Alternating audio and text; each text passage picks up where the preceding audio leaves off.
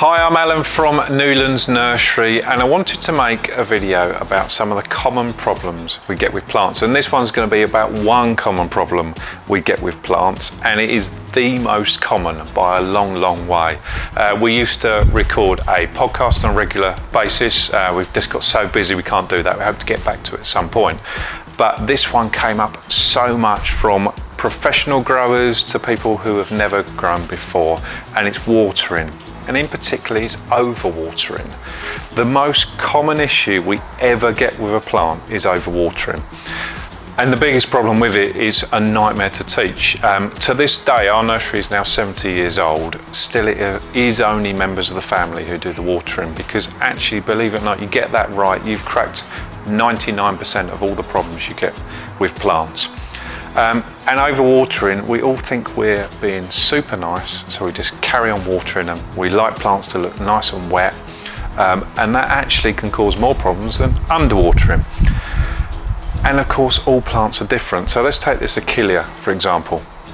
It's quite a drought tolerant plant. It can take not too much water, whereas something like this Agastache or these Coreopsis, they are basically going to need a tiny bit more water, and they will show you they're going to slightly start to wilt.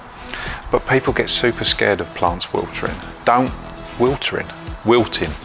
So don't worry about it too much, but make sure you keep the soil moist but not too wet.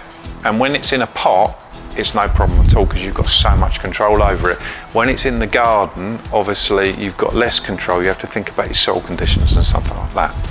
But make sure you actually get in the practice of touching the compost. I mean, that sounds silly, but I'm going to touch this compost. These were watered this morning, and these are some of our display plants.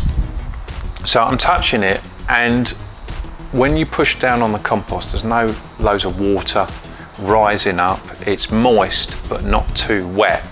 You can sort of brush it off so the soil's not really muddy, if that's the best way of putting it, so it's not too wet.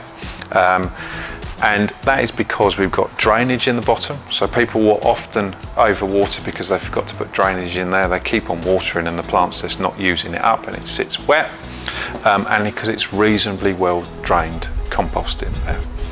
If you've got any questions about it, obviously it varies from one plant to the next. Just ask your questions, comment on this video, and we'll be sure to get back to you and sort those out for you.